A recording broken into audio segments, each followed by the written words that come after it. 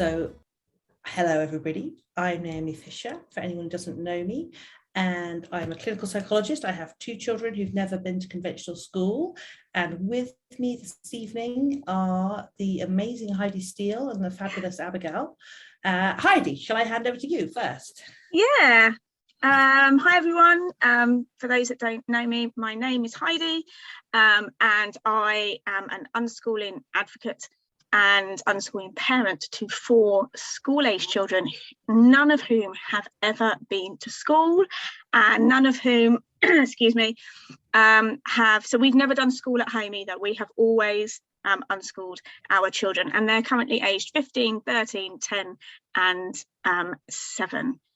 So yeah, we are a very busy household, and then in addition to that, I spend my time supporting unschooling families, and we have the lovely Abigail with us this evening, who is waving for you there. She's going to be hanging out in the chat and sharing some links with you as we talk about maybe other things that we do, and yeah, she's sort of our little admin assistant for the evening, which we find is really useful for me and Naomi. So we're very grateful that she is here this evening.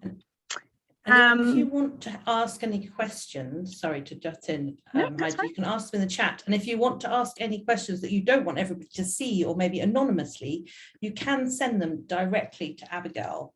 If you just choose at the bottom, Abigail Fisher, and then just send the messages to her, only she will see them and she will pass them on to me and Heidi. So if you want questions to be anonymous, do that. But can I ask, any questions that you ask, we are recording this, it will go out to other people who've paid for the ticket but aren't here. So please don't ask questions which involve personal information about your own children. If you want to ask a question, try and make it hypothetical rather than about them.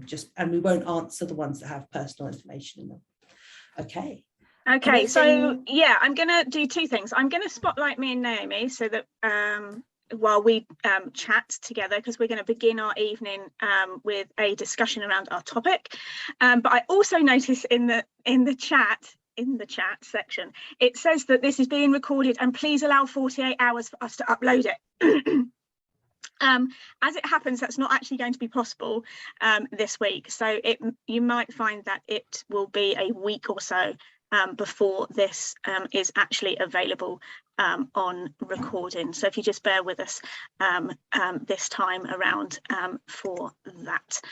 So I'm just going to spotlight me and Naomi. There we go. Right. Brilliant. There we are. Hi.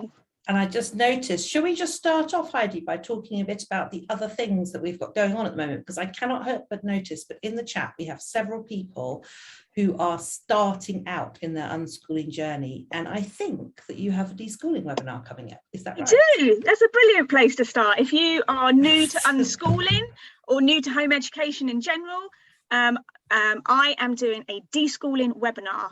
That's going to be on the 30th of June. And I'm going to be explicitly talking about how we can actively deschool and how we can, so if you're someone that's really familiar with unschooling and you're really sold on the idea and you can see how it's really going to benefit you and your family, but at the same time you keep doing things that you know are really schoolish and things that you know or you've heard that aren't really compatible with unschooling, and you really want some ideas about how can I really get over this hurdle, how can I really stop doing these schoolish things and really embrace unschooling, then this is going to be the webinar for you. You know, how can I make that shift from all the things I know about school and actually fully embrace unschooling? So that's on the 30th of June. You can buy a ticket to come and attend that, or it's actually free for my Live, Play, Learn members. Live, Play, Learn is like my unschooling work. So if you look on Facebook at Live, Play, Learn, that's where I sort of hang out. And I have a membership offer there, and that entitles you to a free webinar every single month and loads of other stuff as well. So that is what I'm up to in the next couple of weeks. What about you, Naomi? I know you've got some things going on as well. I have also got a couple of webinars actually, and they are both focused more on mental health. So I get so many parents contacting me about their children's mental health, particularly their autistic children's mental health actually. And so I'm working towards having more for people that's on a kind of group level, because I just can't see the quantity of people who would like to see me for therapy. So I'm doing one webinar on helping your autistic child with their anxiety, and that is on the 29th of June. And then I'm going to do another one, which is called Why Doesn't My Autistic Child Feel Safe? And that's going to be specific about trauma. So I am, for anyone who doesn't know, in my kind of not quite other life, but sort of other life when I'm not doing home education, I'm a clinical psychologist, obviously, and I'm a therapist, and I work with children. I'm a trauma specialist, but so I specialize in trauma, anxiety, and also in autism. So they're going to be much more mental healthy but very much for really practical stuff for parents on what can you actually do, because I know it's really hard to see a therapist. And hopefully my kind of longer term plan is I'm going to do a course in September for people who are worried about that their autistic children are traumatized and they can't find a therapist.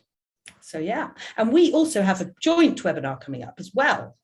Yes, so we hold these webinars monthly together, and our next one is on the 14th of July, and we've called it Losing My Mind, Stuck Between a Rock and a Hard Place, and really talking to parents that are overwhelmed with information from professionals that they, or even books like parenting books, and things that they have tried implementing at home. So they've tried the naughty step, tried rewards, just all these things that they've tried doing, and actually they're really keenly aware that they're not, for a better word, working, that their children are really resisting, and it's not contributing to that lovely family lifestyle that we would like. So did you want to say anything else more about that? No, I think that one's particularly about the impact on parents, isn't it, as well? So absolutely. It's a bit different to one of the ones we've done. It's like, what's the impact on parents of feeling so caught between what everyone's telling you to do and what your child is sort of telling you that they need in ways probably not explicitly telling you, although some children do, and how that can really impact on us as parents, and how we manage to hold all those different things together. Yeah. Okay, so we've got so much going on. Yeah, fantastic. So let's start talking about our topic this evening anyway, because today we are here to talk about relationships, and we called this webinar, what do we call it, Heidi? Can you remember? I can't say anything right. That's it. We can't. That's it. Yes, that's what we're here for. I can't say anything right. Exactly that. And why did we call it that? Well, because I think we both, from our own personal experiences and from our work with others, are acutely aware that there are children out there who do make themselves very clear when they don't want to be talked to or told certain things. And sometimes as parents, we're really trying to give them information that's really important. Or be nice to them. Just be nice to them, yeah. And they have, in various ways, tell us, although, as you say, sometimes not verbally tell us, they tell us that they do not want to be listening. So I wonder, what sprung to mind when we first started talking about this was, I wonder if you remember those pictures that have been released recently of Kate and Prince Louis. Yes, I do. I thought they were so funny. I don't know if people saw them, but there were these little videos of Prince Louis, aged 4, at the front row of, I think it was the Platinum pageant or something like that, sitting next to his mum, and he quite clearly had had enough of the Platinum pageant, and he was telling his mum that he'd had enough of it, and his mum was trying really hard to be calm and going down, and he put his finger on his nose and did this a couple of times, and I thought it was actually such a nice little interaction to see, because of course it was so human, and often you don't see that kind of thing from the royal family, but Also, I really felt for Kate, actually, because I thought, wow, I've been in that position with my child really not cooperating, and wow, to know that you are doing that on camera to millions and millions and millions of people, that has to be the most intense, pressured situation ever. Did you see the videos? Have you seen them? I didn't see the videos, but what I saw that really struck me was one photo in particular was where Prince Louis literally had his hand over Kate's mouth. One, you know, the one where he was, I mean, so when we say that sometimes children don't tell you that they want you to stop talking or they don't want to listen, that's one of the things they do. They literally stop you from talking by putting their hand over you know, your mouth as the parent. And I saw that one and I loved it. I just thought, wow, it was just a really beautiful moment. And I know that overall wasn't the response that what went out in the general world, but what I saw there was a little boy who felt really comfortable with his mum and just being able to say, I'm done now, please stop talking. Or, you know, and you know, kids do that in a variety of ways, don't they? They put their fingers in their ears, or they, you know, I've got older ones who still let me know when, you know, that's enough now, mum, please stop talking. They just walk off. They're, you know, or they shut a door. It doesn't always have to be like a verbal thing, but obviously there is the verbal thing as well. Like sometimes children can express that, and we might say that they were being quite rude to us as well. Yes. And that can really, you know, so all these things for an adult can actually feel quite, you know, demoralizing really, and deflating, and sometimes really hurt, because sometimes our children do use words that are offensive or rude, or they're just telling us to be quiet, and that's really upsetting to hear as the parent as well. But I wonder what sort of, like, when you looked at that, Naomi, what sort of relationship did you see between Kate and Louis? What's your perspective on that? Well, I thought it was really interesting because I actually saw it on Twitter, and I saw the responses that were on Twitter, everybody responding to it. And the responses were almost overwhelmingly negative, in the sense of saying how badly behaved this child was, how outrageously behaved he was, how Kate should have been telling him strictly what to do, and even saying that this was clearly learnt behaviour that he'd seen at home, and this must be how his parents behave to each other. And I thought, this is truly ridiculous. Have these people met a 4-year-old? Or because he was just so clearly being 4. And also, I mean, wow, to do what he was doing there was enormous for any child. I really felt for his older siblings as well, but certainly for a 4-year-old to be in this high pressure environment all day and to be coping as well as he did, I thought was quite amazing. Also, I did think, and the way he was turning to his mother made me think there's a real, she's his carer, in a sense that she might not have been, because I'm sure they have many nannies and many things around them, but that he sees her as a safe place where he can express his anger, his frustration, his annoyance. And one of the things that parents say to me so often when I see parents for therapy and things is, why is my child's behavior worse with me than everybody else? You know, why do I get the worst of them? They could do it, they could perform so nicely for other people, but when I'm with them, you know, and then often parents will say to me, does that mean I'm getting it wrong? Does it mean that, you know, there's something about the way I'm with them? Because people often say that to them. I've had parents say that schools said to them, well, you know, they don't behave badly at school, they're behaving like this at home. So it's obviously your parenting that's wrong.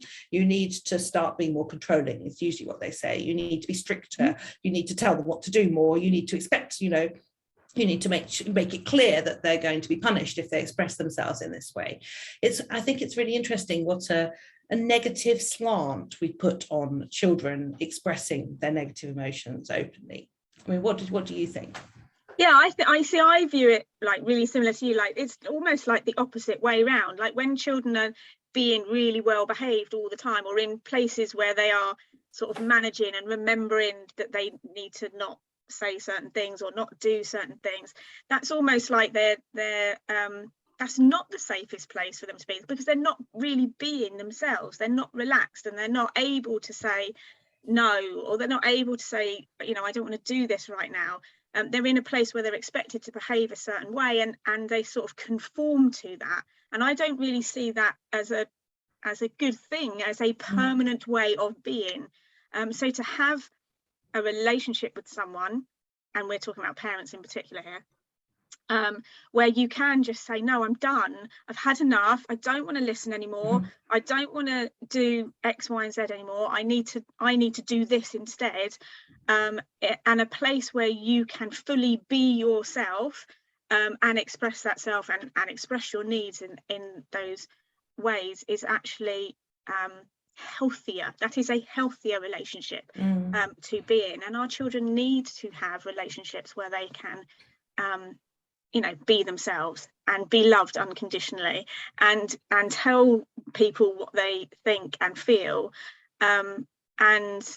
because otherwise they're always going to be in this place of sort of high alert, where they have to be conforming all the time. So I see, like, similar to you, a really safe and secure relationship. But if we're talking about the Kate and Prince Louis example, a really safe and secure relationship. And I think we can definitely apply that to our own children and our own lives as well, that children who are responding that way to us know and feel safe with us as another human being, that they feel comfortable and confident enough to say, I'm done, or no, or stop saying that. Yeah. And it's hard because it often makes parents feel bad. And I often talk to parents who'll say things like, the child will have this huge meltdown or be really, really angry, really loud, very expressive. And then, it'll all be over, child's fine, but I feel awful. That's what the parents will say, that I feel that you're carrying that awfulness for days afterwards because you feel so many thoughts. It's not just, it's did I do anything wrong? Could I have done anything differently? Why did they get so angry? Could I have headed that off somehow? And then it's also the impact of the anger, which it's really hard to deal with, even if it's coming from your child. It can feel very personal. It feels really, and it is personal because it does only come to you often.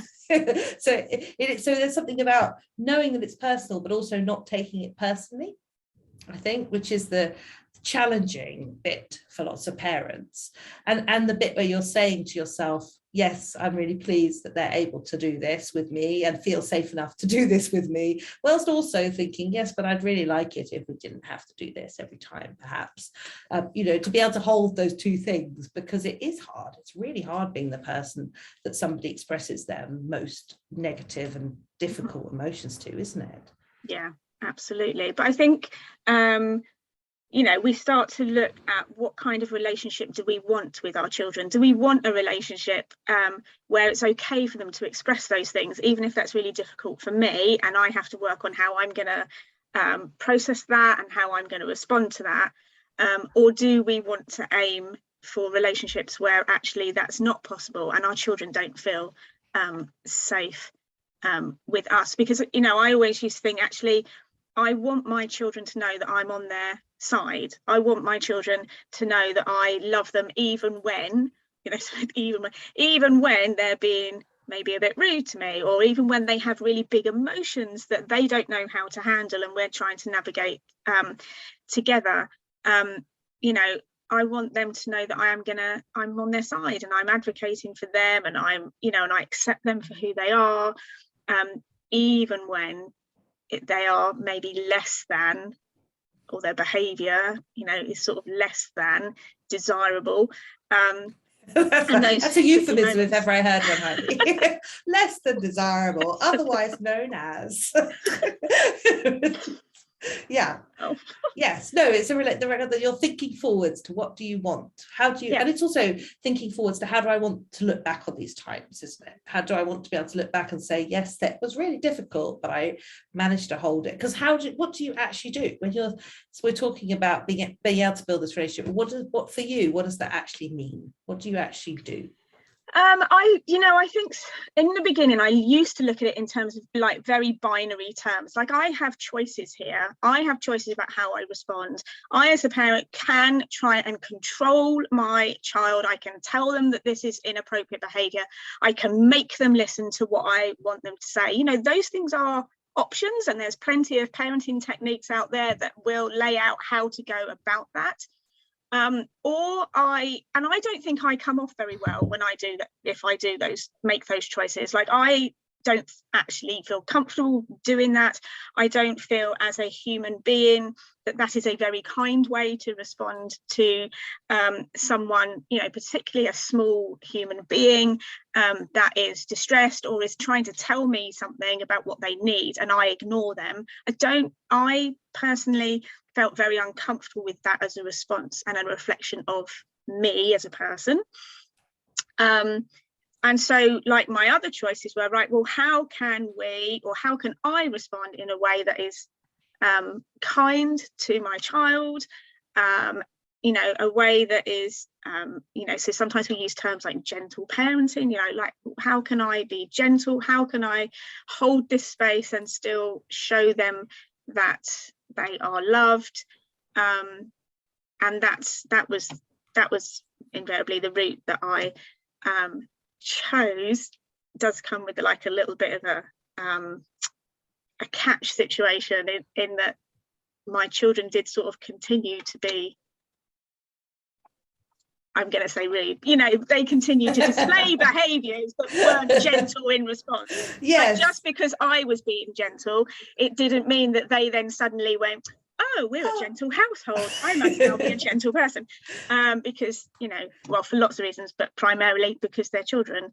But what did you think? Yeah, I've just written down gentle parenting because that's such an interesting thing, because I remember when my children were younger, seeing so many people talking about how their children would be gentle because they were gentle parents. And it's interesting because this phrase learned behavior came up with Prince Louis, but I've seen it quite a lot, that this idea that any sort of bad, in quotes, behavior is learned behavior, and therefore if our children don't see that, they won't behave in that way. That seems to me a very limited way of looking at behavior, but also at looking at children, because children often express themselves through their behavior rather than through words. I mean, young children do it, that's all they express themselves through because they can't talk. Everything is about behavior.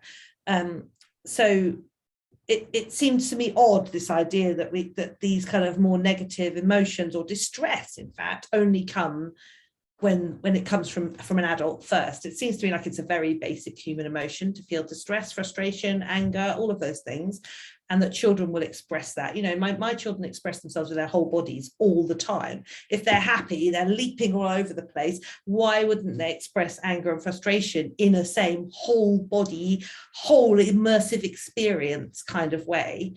But I think often parents say to me that they feel that the techniques that maybe their parents used on them, or that they read in parenting books, have kind of been taken away from them by trying to focus on peaceful parenting, because, you know, they're used to the idea that you reward a child for behavior you want, you punish a child for behavior you don't want. They've decided not to do that, but then they say, but what do I do? Because their behavior is appalling. For example, you know, they're hitting their sister, they're smashing things up, and I don't want to punish them or reward. What do I do? Because, you know, talking to them reasonably just isn't cutting it. That's getting me nowhere at all. What do you do in those kind of situations? I'm going to answer that in just a minute. I'm writing it down so I don't forget. What do I do? And I'm gonna come back to that in a minute. But one of the things about gentle parenting that I wanted to pick up on is that you don't automatically become a gentle parent overnight. Oh, don't you? No, like, and gentle parenting doesn't mean like we would all like to be like this ideal gentle parent or this ideal conscientious parent, and we would like to be calm and peaceful all the time. But I just think if we're talking about gentle parenting, it's worth mentioning that, you know, we too find things frustrating in our lives, and we too as adults get angry about things, and there are going to be moments when that is the reality of the situation and a human response that we have. And I wanted to sort of put that out there because personally I remember thinking when we sort of made this shift into sort of not using rewards and punishments, and like the alternative seemed to be this idea of gentle parenting, like there were still things that I found really, really stressful and that would make me cry or rage or just get really angry about.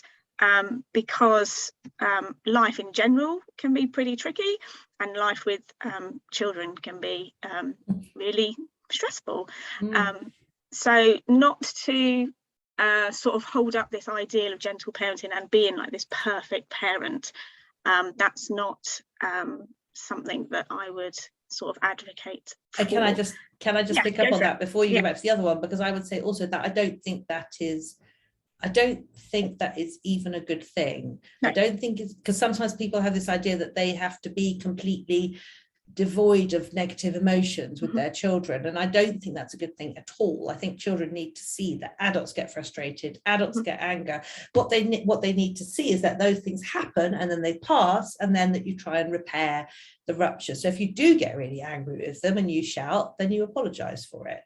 Yeah, but it's fine for them to see that, because otherwise I think children grow up thinking children have all these emotions and adults don't, because from what they see, they don't see that process. So I actually try and make the process really explicit for my children, that yes, I do feel frustrated. Yes, I am angry. Doesn't mean I'm going to shout at you, but I can be angry, because I have to be allowed to shout with my emotions as well, in the same way as they can. Yeah, absolutely. And that was sort of the full circle that I ended up doing. Like, I tried being this perfect gentle parent and it was really not working. In fact, I would say I had moments of maybe anger and outbursts, which was significantly more intense during that period of time, before I came to this conclusion that said, actually, do you know, my children need to see that actually these emotions, you know, we have like a spectrum of emotions, you know, that as human beings we do feel all these things, and this is what that process looks like, and this is how it, you know, unfolds. But you asked me the question about what do we do when children are doing things that we really don't want them to be doing. So, you know, maybe they're smashing things up, maybe, you know, like hurting siblings. That's a really big That's one. A trigger point for so many people. Hurting like, little younger siblings. You know, safety things like crossing the road, the really, you know, and that's, for me, that's the important thing. It's like, is this really vitally important? And really making a distinction between, okay, maybe we don't need to address those things. So maybe we've maybe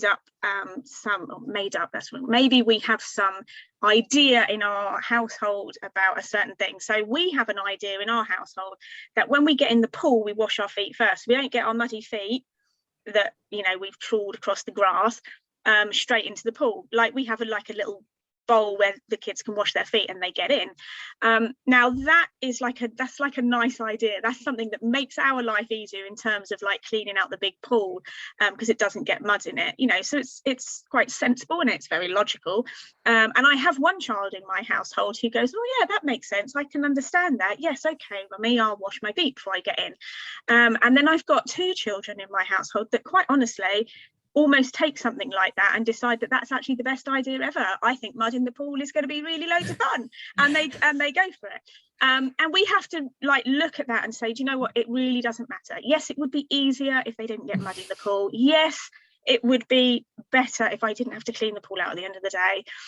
Yes, it would have been lovely if they'd all listened and we weren't then having some sort of mud war. But they're having a great time. And we have to put that aside and just say, okay, that's really actually not that important. But things like hurting siblings, you know, those sort of safety things are things where our children need a lot more support. So instead of creating rules which they then have to obey, and they get punished for if they don't do the right thing, or rewarded if they do the right thing, you know, we're about to be interrupted. You might like to take over, Naomi. Okay. You're leaving me at a crucial point, Heidi. So we're talking about rewards and punishment. I don't have a clue what Heidi's about to say about this, so I'm going to let her do that. Oh, here comes Lydia. They're coming in to say goodnight.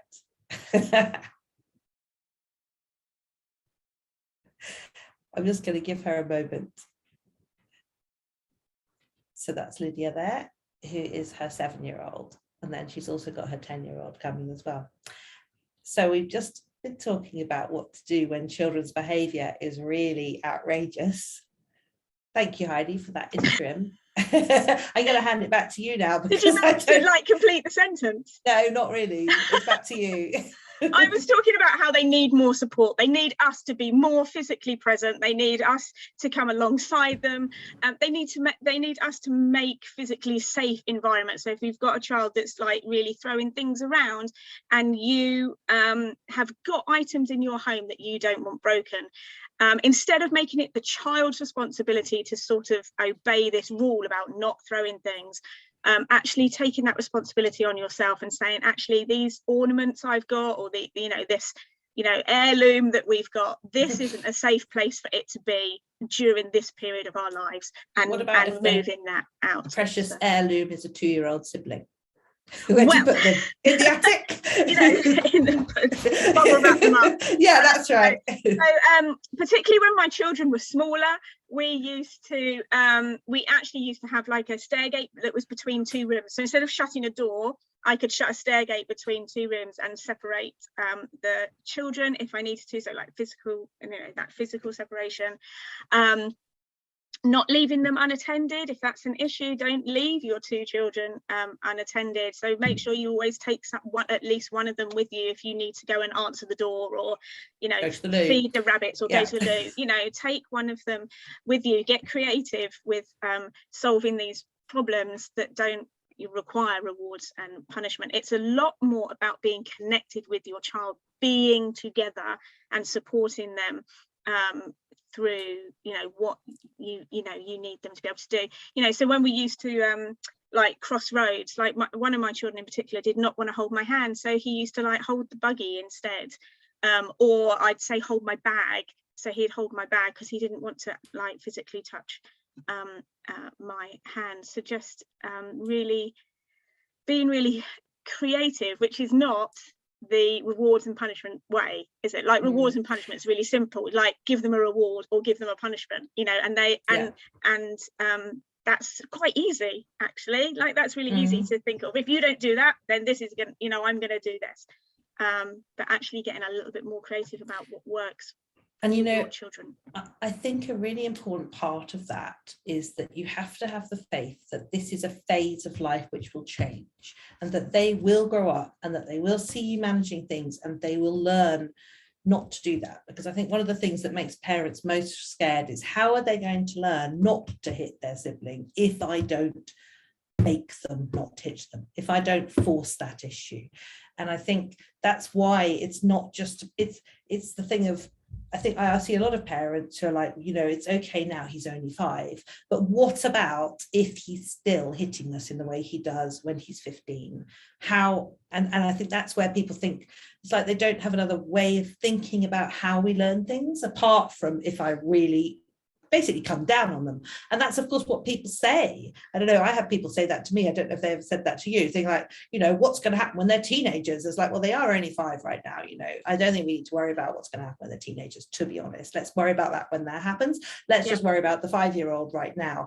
But there's a lot of projection forwards.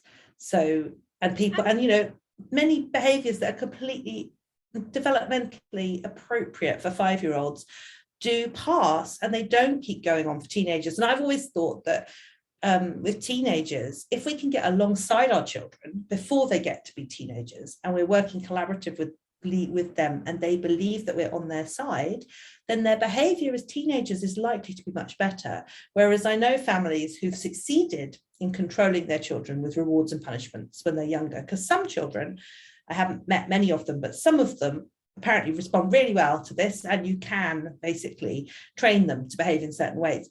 And then they get to when they're 12 or 13, and suddenly they go, hang on a minute, I'm not interested in chocolate buttons or gold stars anymore. Either I want serious money for everything, or I don't see why I should behave like this anymore. And you've set up a controlling relationship. And they're also bigger as well. Like they can now like walk out the house and down the road. They've got so much more power. Like they're lost. They know where they are and where they're going. So they have like so much.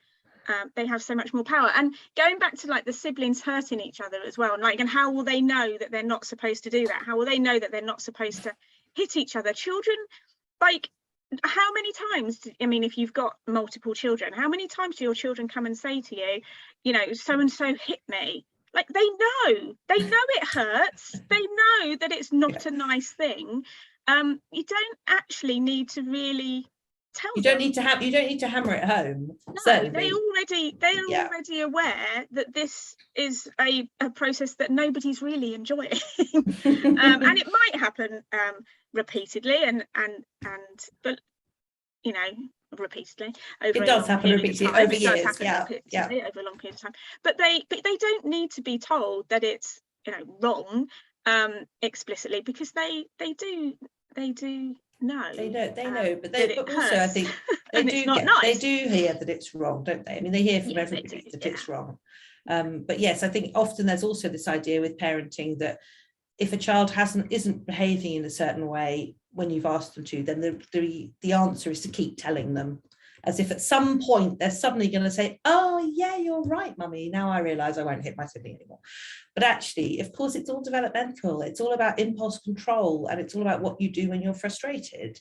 And for young children, that barrier between being frustrated and showing my frustration by hitting and kicking, for some young children, is very thin. For other young children, it's not at all. And it's interesting how different children are. You know, some children don't go through the hitting and kicking and scratching stage, and other children do for several years. Who knows why? It's just, you know, sometimes I think we get caught up too much with why, because sometimes there isn't an answer. It's just I think there is also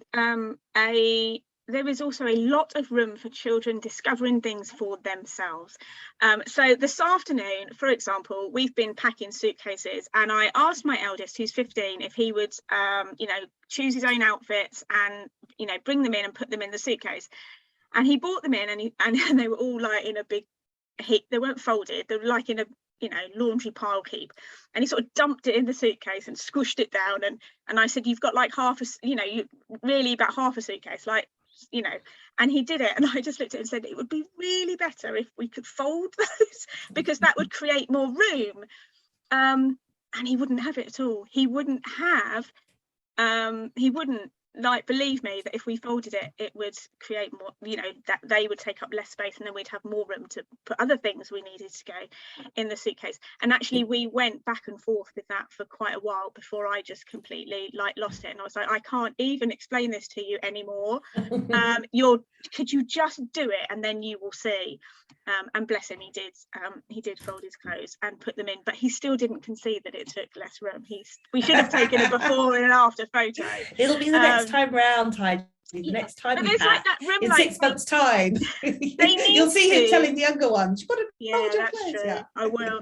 But they need to be like, children need to be able to do things for themselves and discover it for themselves through the act of doing it, rather than being told. You know, some children do take on that logical, oh yeah, that makes sense, I can see how that would work. And some children just don't. They need to discover it for themselves, whatever that thing is. You know, don't do that, it will make the floor slippery, and then they've done it and then they slip over. You know, so just because we know what will happen, because we've probably done it ourselves, and we know you know, what the outcome's going to be, our children equally need the space and the opportunity to discover it for themselves. Make mistakes. Yeah, part of learning. Because really, I think what we're really talking about here is whether you base your relationship with your children on control or collaboration in those early years. And society tells us it should be based on control. So it turns out that, so we often feel like that's what we should be doing. The good parent controls a child and then you get good behavior, in quotes, in response. And that's kind of, for the early years at least, that's the ideal.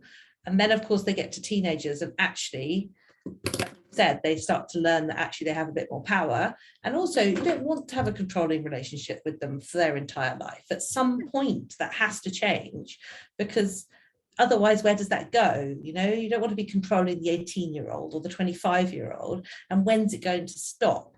And I don't think we have a model for that, really. When people talk about mainstream parenting, it tends to end. There isn't a kind of, but how do I morph this into a more that collaborative transition, like if I want something different, what does that transition look like between the dynamic of I was the parent who controlled my child and now they're 18 and they're, you know, entering into adulthood? Like, how does that dynamic change? And many families don't make that transition.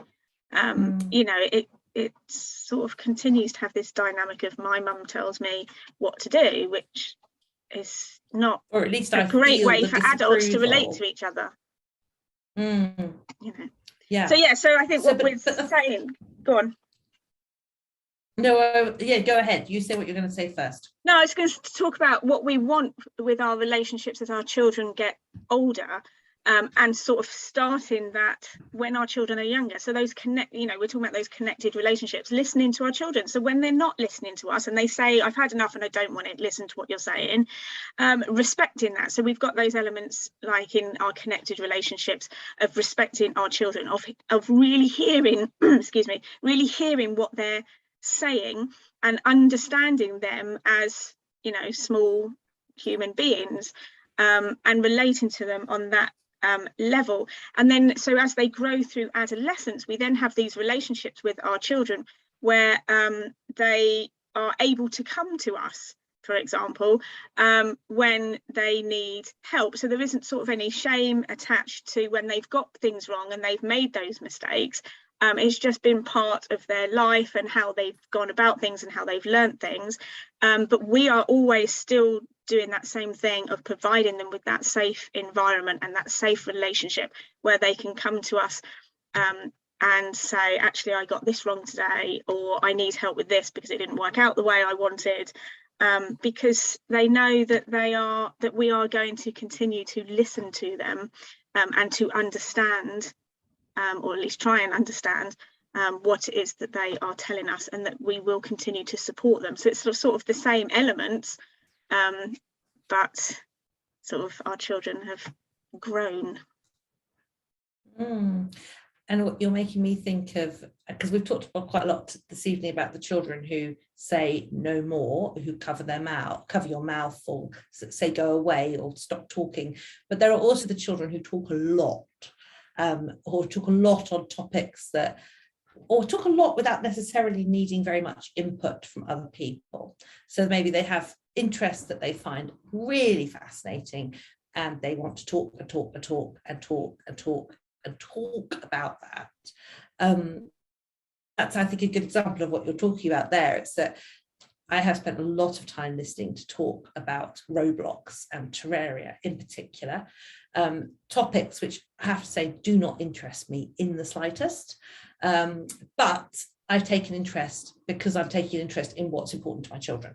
And that's the bit that makes it important for me, that this is something that they're telling me because it's important to them, rather than the content necessarily being really very interesting.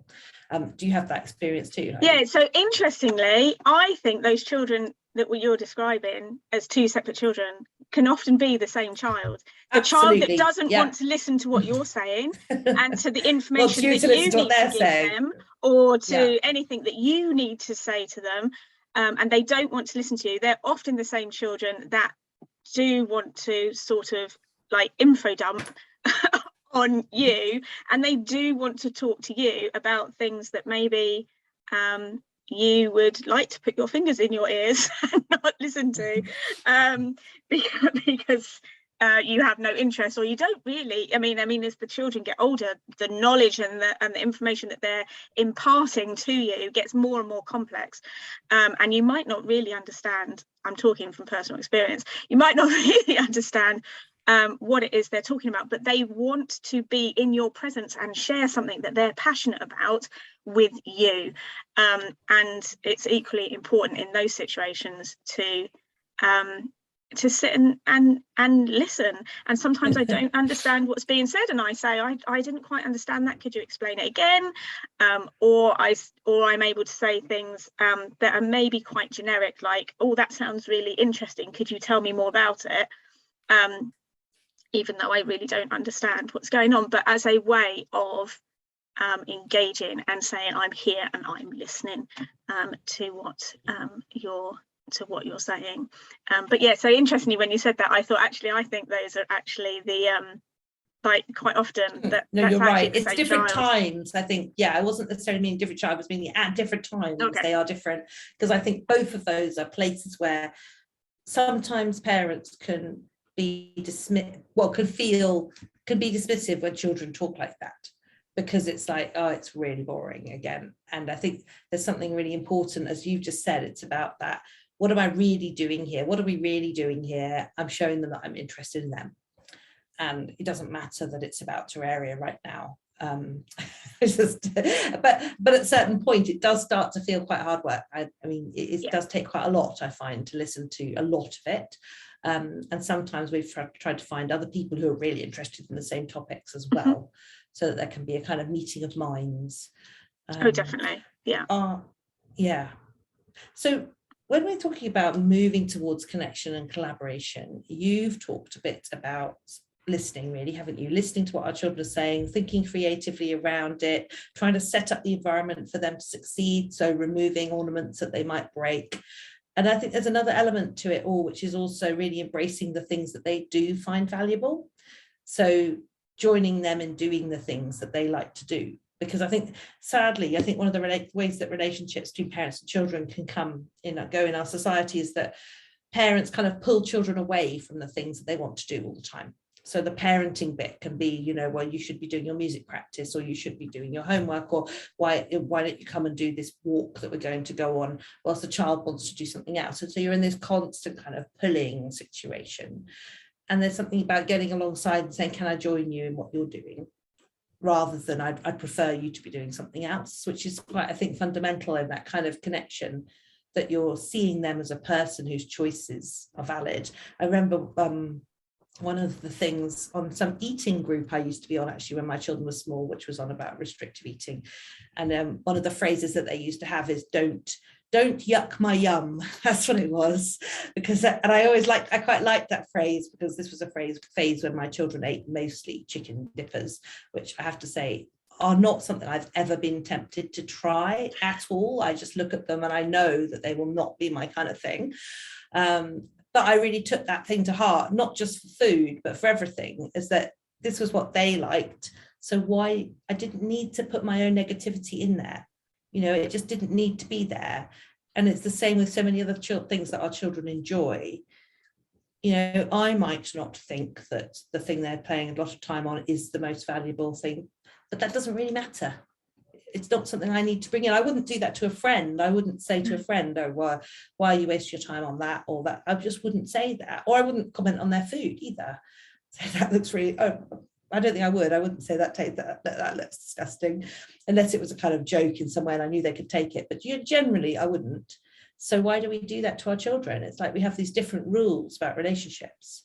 Yeah, I think we have this. So I think comes back to as adults, we think we know what's best for our children, and therefore that contributes to us trying to say, I think you should be doing your piano practice, or I think you should be doing this, because we have this idea about what we think is better for them, or what we think is good for them, and as a parent, it is our duty to impart that to our children and to steer them in the right direction. But what we're talking about here really is prioritizing our relationship with our children. And as you said, when we're doing that, when we're saying to our children, come over here and do this, we think this is more important, and our children are resisting that, and they're saying, actually, I want to play Minecraft, or I want to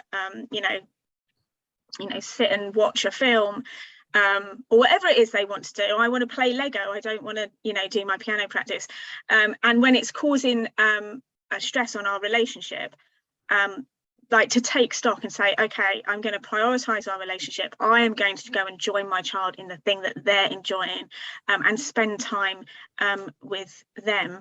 That all contributes to that, us connecting with our children and forming like a healthy relationship with them that isn't under the stress and strain that you were describing. Yeah. I'm wondering if people have any questions. Actually, people are starting to say different things in the chat. I see a lot of people saying that they have a lot of Roblox talk. It's good to know that other parents are also hearing a lot of talk about Roblox and Minecraft. We had a lot of Minecraft talk.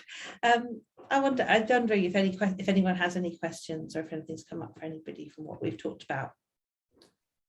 So while we so people are welcome to put questions in the chat. While people get their thoughts together and maybe think about how they would like to ask us a question, for the benefit of those that maybe joined a bit later, Naomi, do you want to just remind us of the webinars that you mentioned that you've got coming up? Oh yes, that's wonderful. I've got 2 webinars coming up, both of which are more oriented towards mental health.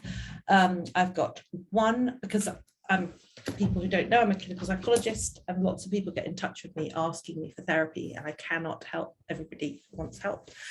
So I'm running a webinar called Help My Autistic Child is So Anxious, which is on the 29th of June. And then I'm going to do another one the month afterwards, which is called Why Doesn't My Autistic Child Feel Safe? And that's really about trauma, because I am actually a trauma specialist in my other life. And I'm going to hopefully do a course running from September, which will be about helping your understanding trauma and autism specifically in children, and understanding what we can do with autistic children who we think are showing signs that maybe they're experiencing some kind of post-traumatic symptoms, even if they haven't necessarily had what we think of as a trauma. Yeah, but you've also got stuff coming up, haven't you, Heidi? Yeah, so my next webinar is aimed at unschooling families. So for families that whose children don't go to school and they specifically want to look at unschooling, I'm actually doing a webinar on deschooling.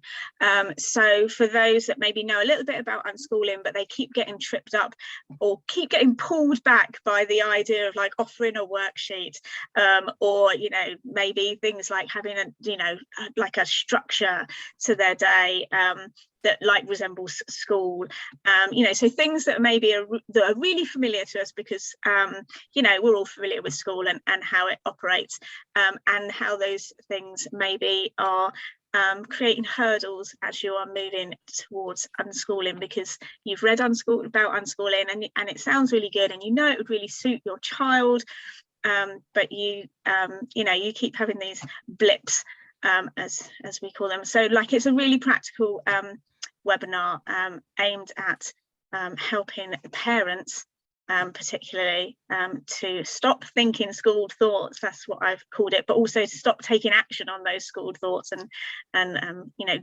introducing schooly things back into your unschooling family. So that's on the 30th of June. So you'd have a very busy week if you pop to Naomi's on the 29th. Me on Wednesday, Heidi on Thursday. Do that. And then we've got another one of these next month, because we run these monthly. So the next one's called Losing My Mind, Stuck Between a Rock and a Hard Place. That's on the 14th of July. And that is, what is that one, Naomi? Remind me. That one is about what it's like to be a parent where you're being pulled in 2 directions, when society is telling you should be treating your child in a particular way, you should be setting firm boundaries, you should be training them, basically, you should be using behavioral tools, you should be learning to count to 1, 2, 3 magic. And then your child is responding in a way which shows that they really disagree with what society's telling, and you and the parent are stuck in the middle, and often it can feel like everybody's telling you you're doing it wrong, and it can feel like you might be doing it wrong, and that's really hard for parents to hold, I think. So it's about the impact on people as parents and what we can do to kind of hold that space in the middle without losing our minds. Really, we should have called it Don't Lose Your Mind, I think, perhaps, Heidi, rather than losing your mind. Well, I think maybe parents are already losing their minds, so maybe retrieve your mind. Retrieving your mind, exactly.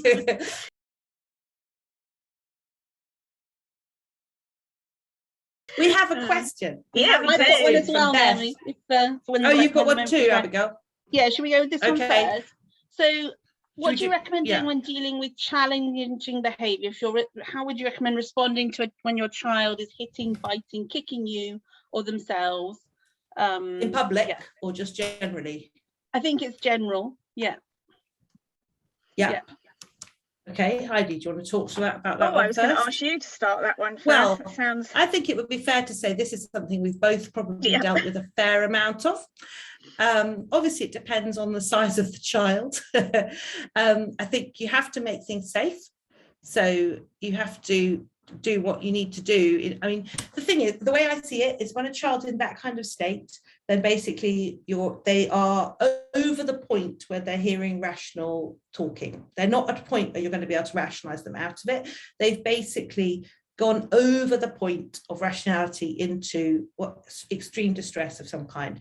So your task is, how do I soothe this child? Whatever that takes. It's a bit like soothing a very, very distressed baby. It's like, how can I do this best? And it varies for different children. So it can help to make a list, for example, of the different things soothe your child.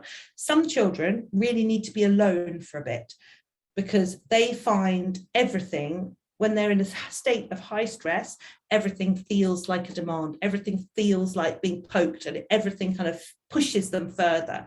So for some children, even though it might not feel right, actually what they need is a period of being by themselves, and then they're able to sort of come down out of that period of very high arousal.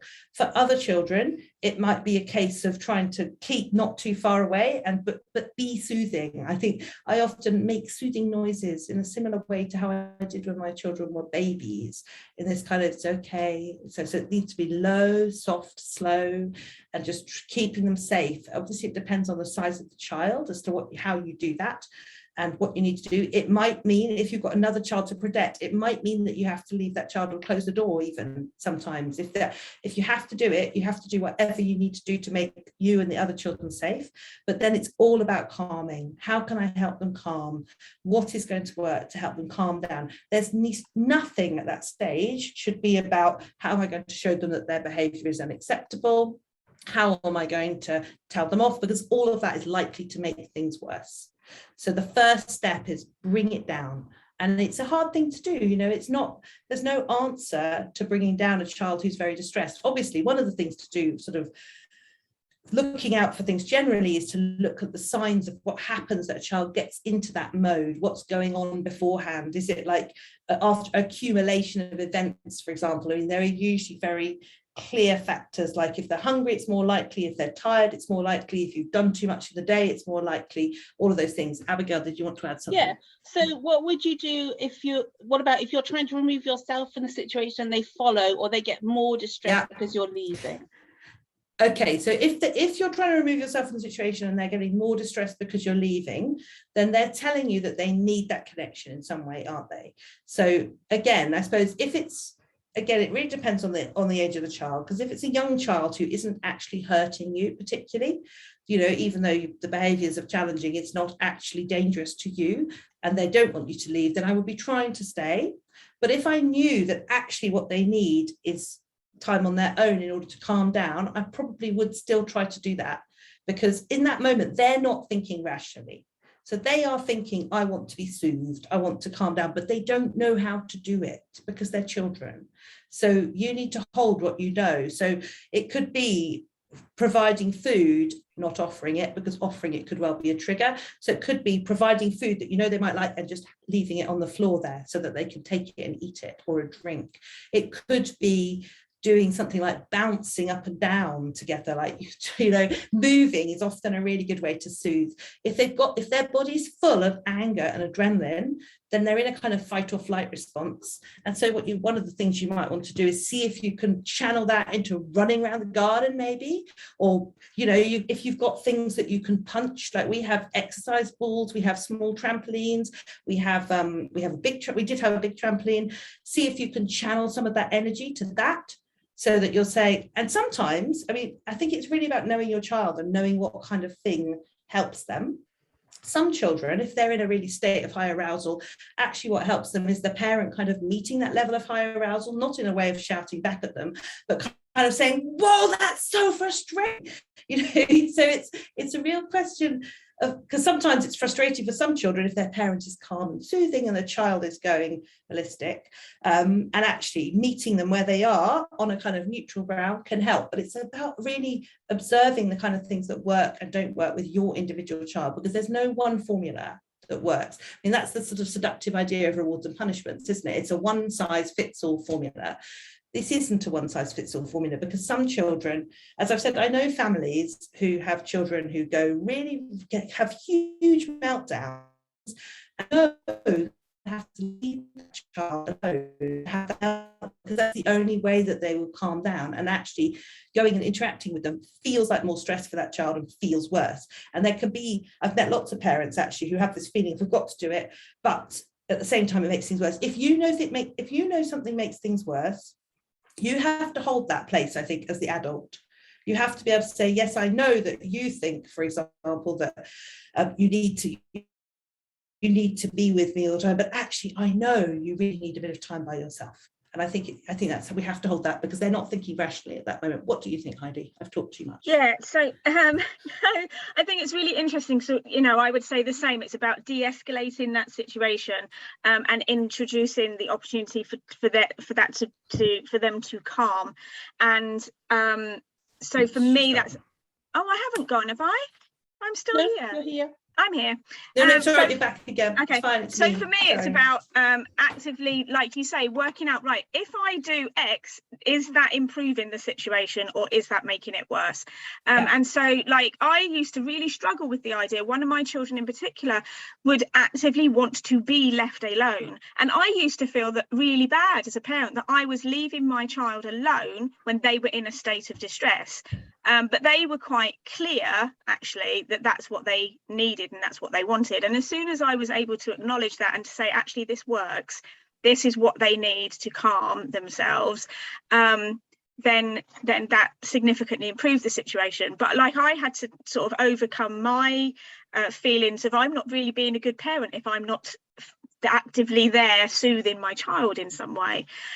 So really getting to know your child. And I've got another child who, when they're like really dysregulated and all over the place, they will literally scream and shout, and they're very physical in that expression, and they can do all of that. And I now, like you say, Naomi, like, I don't engage them in conversation about whatever it is that they're expressing.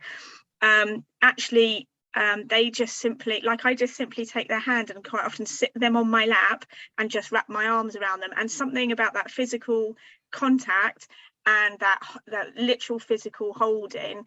I mean, some people use things like weighted blankets, that sort of idea, but something about that, just, you can almost feel their body, or I can, because I'm holding them, feel their body just sort of relax into, and then it just sort of, and it slowly sort of dissipates, really. So really knowing your child is absolutely what I would say, and really responding to what they need in that situation.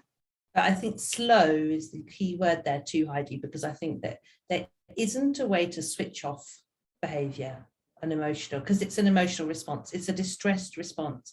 There is no way to go stop unless you're going to impose a very strong fear response on a child. Basically, you can do that if you make a child very, very fearful, and then they might just freeze. But otherwise, there isn't a quick way out of this, really, is there?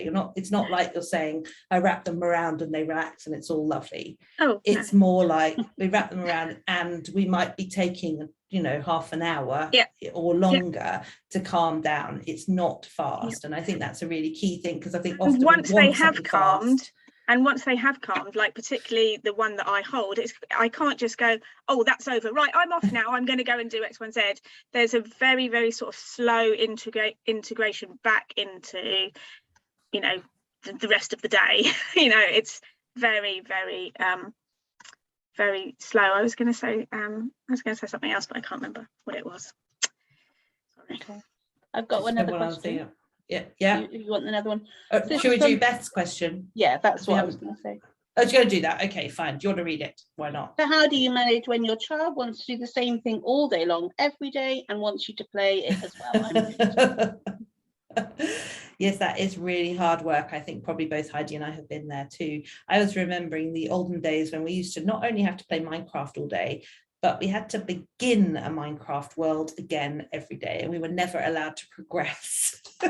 Because it was really painful. Groundhog Day. It was literally Groundhog Day, a brand new world. Here we are in Minecraft, back hitting trees with our fists, because that's how you have to start out in Minecraft. And just as it started to get more exciting, it'd be the end of the day, damn it, and we'd have to start all over again the next morning. Anyway, yes, how do you do that? Well, I'll tell you one of the things that I have done, which is helpful, is if you can bring in any other people to do it for a bit, do. If we had a home ed teenager who used to come, he was only 13 actually, but he was really good at playing Minecraft, and he would come and he would just sit next to one of my children on the sofa, and they would play Minecraft together for an hour, which was a blessed relief at a certain time in our life, because it was like 1 hour and I didn't have to play Minecraft on the sofa. But what other ideas do you have, Heidi? Because you've got 4 children too, so how on earth would you juggle that? I just really wanted to relate to this idea of us struggling with the element of playing alongside or with our children, because as adults, we really have lost the art of playing, and some adults are better at it than others, which is usually based on their life experience and such like. It's not unusual for adults to struggle with the element of playing with their children. Notably, one of the things that Naomi and I talk about, particularly related to play, is that children choose when they're playing and what they're playing, and when you as the adult are asked to come alongside them, you aren't choosing. The element of choosing to do something is really important. And actually it can feel really difficult when you haven't chosen that, although you can say to yourself, I am making a choice to play with my child, so that can sort of take the edge off that if you can frame it that way. But actually to be in a place where you are being told what to do all day, you need to cut down that tree, you need to build that house, the house needs to look exactly like this. It's not it's really hard. It's a really, really difficult place to be in. So like Naomi said, do things like maybe try and find someone else to come and play alongside your children. If your children will allow you to, you can sit next to them and you can do something that's for you. So I used to like crochet things and just pick it up, and that was something that I found quite regulating for myself and enjoyable. Or find something, if you like drawing pictures, sit and do some artwork that you can do alongside your children, so that you can still check in and they can show you what they're doing with their Minecraft or with their game, but that you're doing something that maybe is enjoyable for yourself at the same time. Other things that you can do is be honest with your children. Like if it's all day and you need to take a break, and this is something I had to do with my 4 children, because I had to say to one child, I'm really sorry, I can't play, we've played for a really long time, actually your sister would really like me to go and do that, so I can't do this anymore, or I need to take a break right now.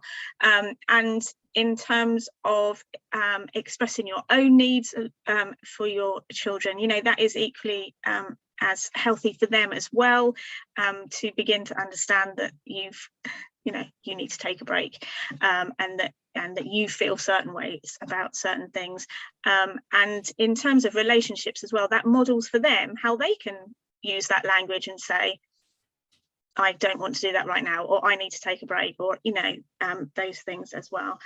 So there's I totally understand. That doesn't mean that they will like that necessarily, does it? No. Or respond cooperatively to that suggestion. No. I think that's that is the case. But I think also I did something similar. I've said also, I can play with you for this amount of time, and then I need to have this amount of time when I don't play, just because I guess can't keep going. My mind, and I agree, the whole being controlled all the time is absolutely exhausting. Being told exactly what you have to do all the time. And also, it's just a struggle to even go to the loo, isn't it? But it's also a struggle if you're in your messy house, you can't tidy it up, you can't put food in the oven because you can't leave. You've got to be there doing what you're told. And it is a totally different thing. It's not playing. It's not playing at all. It's playing for them, but it's not playing for you. So I think there's something about acknowledging how hard that is as well. And if you've got any other support, if there's another parent around who comes back, making sure that you get out when the other parent arrives, even if the child is distressed. You know, you have to say, I have to just get out. I remember there was a time when just getting out to go to the local shop felt like a holiday. So you could just go and buy a pint of milk, but you know, just without a child. And it's fine to be saying, I need this time, because that's what keeps you going. And it has to be sustainable. Yeah, if you're doing this all day, every day, it has to be sustainable. It can't burn you out, because you're really important. You're absolutely important in this whole thing. So you need to think of the ways that you can put it in place that's sustainable. We actually did something when my children were a bit older. I can't remember how old your child is, Beth. I think they're quite young, aren't they? 3 or something. Anyway, we did do a thing of introducing 5 minutes, which would be time off, basically time. We called it non-interruption time. And at first, I don't think we could even manage 5 minutes when they were that. Well, it was more like 2 minutes.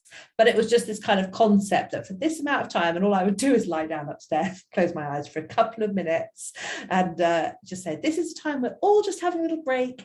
Now we're coming back again. And that was really kind of recharging thing that I found useful. But also just bearing in mind, this will not last forever. You are not going to be doing this forever. You know, it does feel like it's going to go on forever. If you're saying both parents are burnt out by super late bedtimes and constant car racing.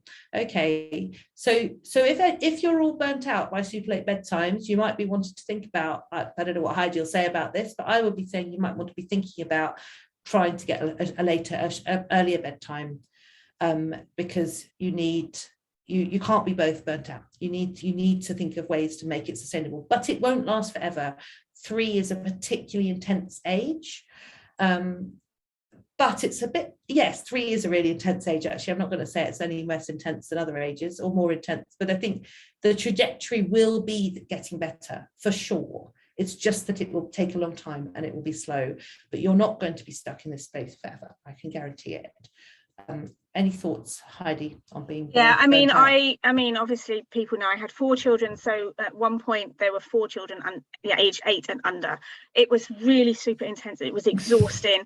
I have one child in particular who doesn't have regular 24-hour sleep cycles, and we really tried in a gentle way, not in a strict way, to implement sort of a regular bedtime and all that stuff for him, and it just was a no. And I mean, on reflection, he was sort of born that way, like right from the start. He slept when he was tired and he was awake the rest of the time, and there wasn't really any way that we had any say over what that looked like, or how long he slept for, or when he was going to go to sleep. And it continues to this day. So when we talk about things changing, the things that has changed is that he's actually now older and he doesn't require me to be there to put him to bed. So he now is able to manage his own sleep cycles, for example. So it was really super exhausting, but as Naomi said, things have changed now, and I think that also used to drive me bonkers when people used to tell me that when they were little as well, like, oh, it'll all change and you'll miss it, and I don't really miss the not sleeping element, and there are other things I don't miss, but it has changed, and that is hopeful for those that are in that situation, because it is really full on. And you know, I didn't get to tidy the house, and there was just laundry everywhere, like all the time, and you know, the dishes were never cleaned. I just used to like rinse a dish when I needed it to do that thing at that time, and those things have slowly changed. But I just used to think about, in fact, I used to spend a lot of time thinking about what am I doing, you know, what am I doing here, and for me it was about, you know, us having time together and enjoying what we were doing together, and regardless of the mess and the chaos and the tiredness, but finding ways to make that work. You know, if you've got family that can come in and take the kids to the park for 5 minutes, do that. Or if you've got friends that can come and you know, I used to have one friend that came on a Friday morning and played trains with my boys every Friday morning, and it was just really super lovely and super helpful. So yeah, really thinking through how you can make things work for you and your family. But also, one other thing is, if you've got two parents there and you're both burnt out by it, it can be really easy for neither parent to get out, because it's hard work. It's really hard work, and you're both in it all the time. And actually, if you can, if you're both burnt out by super late bedtimes, I would try and take turns and just say, this is how parent's going to go to sleep earlier, one parent's going to go to sleep earlier the next day. They might not like it, but that has to happen. And if you've got two people there, make sure one of you gets out, because there's no help. You know, a child like this can burn both of you out, but also they'll burn one of you out if there's only one of you there. And if the other one gets a chance to go out the house, and you probably need to go out the house because being in the same house will not be possible, just do it if you can. And you know, I've been in positions where I've been leaving the house with the door barred to me by a child saying, no, you are not leaving, I am not letting you leave. And I've known I really had to leave. I had to get out of that house for a while, because otherwise I wasn't going to be able to carry on, and I did it. Okay, we are almost. Oh, did you have another question? One more that's come to me. Yeah. How do I persuade my chronically anxious 13-year-old to go to the opticians? Pre-pandemic, we went every 6 months, but my daughter hasn't been into our local town now for 2 years, and we're attempting to go this Friday. If you have any tips or word choices to help. She hates being out in public. She thinks everyone's staring at her. They've already discussed ideas like her wearing a hoodie, pretending she's on her phone to sort of, while walking from the car park to the optician. So just ideas of how to work with that. So specifically the optician. They're trying to go to the optician, but she hasn't been into the local town for 2 years. Okay, right. But she used to go to the optician every 6 months. Yeah. So it's not other things, is what I mean. It's not like the dentist, or are there other things she is able to do, like the dentist or the doctor? Because I guess she hasn't been to our local town for 2 years, and right. She hates being in public. She thinks everyone is looking at her. Okay. Yeah.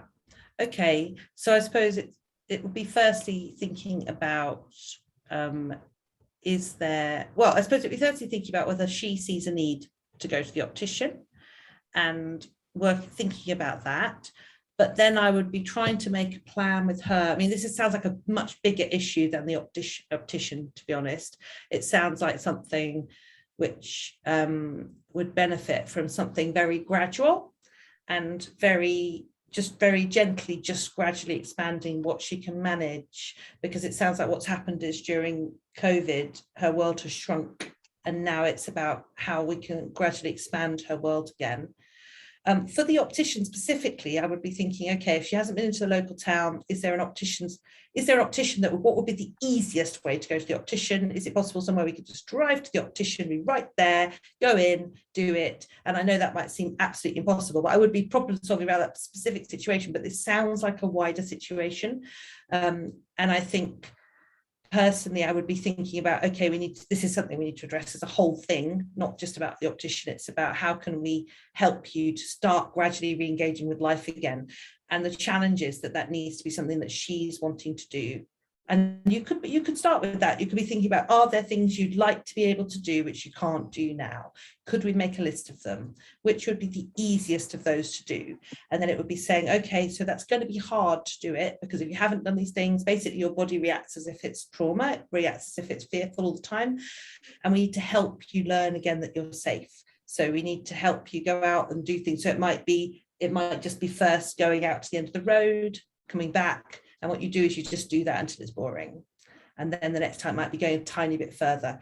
But I don't know if Heidi's got any other ideas before. Yeah, so what struck me in amongst that is that you said you're going to attempt to do it this week. And I think that's really important, that there isn't this element of your child says they can't and they won't and they won't don't want to see that, and then you take that on board and say, right, You okay, never we won't ever do that. Yeah. The attempting is actually really important, even if, like Naomi says, even if like this attempt you only get to the car and that's it. Yeah. Even if you only do that tiny little thing, and then the next attempt you get a little bit further, or you do something else. And the other thing that I would do in terms of opticians is find somewhere that's really, so if town at this point is overwhelming and too stressful, find like a little opticians that's like in, we've got ones that are in the local village that we can literally drive to, park up outside, go in, do the thing and come out. So if the opticians is really vital, find somewhere that's going to support her need for not being in a busy place at this time, but also to do things like make sure you ring the opticians and let them know the situation, and to tell, so that they're not faced with a child that's really anxious and not cooperating when you get there, or and say, make it clear, I will be attending the appointment with my child before you get there, so you're not having those conversations at the reception desk whilst you're trying to support your child and their emotional dysregulation that they're going through, and you're also trying to explain to someone behind the desk, this is what I need, this is the situation, this is what I need to do that. Yeah, go on now. I would do a dry run yourself without the child. So you'd know exactly what to expect, you'd know exactly who you're going to see, and you'd have talked to them in person, because if you phone them up, they might you'll get the receptionist if you phone up, whereas if you go there, you'll be able to see who it actually is, and they should be able to deal with anxiety. They should know about it. Certainly dentists are very, very well up. I've never heard about specifically opticians before, but dental phobia, it's a whole area. Dentists are trained in it. Obviously, because it's painful. But I would do that. But I would also be thinking how we need to be gradually pushing the boundaries of her world gently. But I mean, Heidi, yes, I think you make a really good point. The attempt is success. Okay, there's no failure here. It's okay to get in the car, drive there, and think, actually, this is going to be too much for today. We'll go round about. But we got there to the car, and we could do that again. And actually, what I would do is, whatever you manage to do, I would do that again.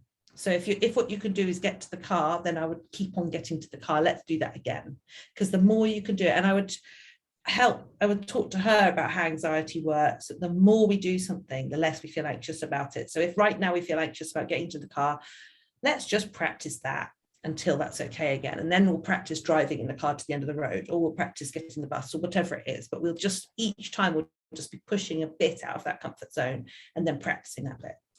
But it's a massive area. In fact, this is what I'm going to talk a lot more about in all of my webinars and things about anxiety and trauma. So which webinar would be good for that one, Naomi?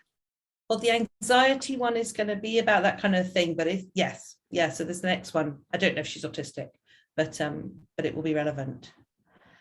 Okay. Both of them probably. Okay. Brilliant. We are almost out of time. Yes, we are. Are there any more pressing questions before we go? Looks like not. Okay, so did you have any last things you wanted to tell us about, Heidi, before we go, apart from go and like our Nurturing Neurodiversity Facebook page if you have the opportunity? Yeah, that'd be a really good place if people want to just be kept informed of what we are doing, and following us on Eventbrite for now, as that's where we host our webinars. So you get a notification then when we set up another event, just to keep up to date with what we have on offer. Lovely. Okay, Thank you, everyone. Lovely to see you all. Nice to see you soon. Bye.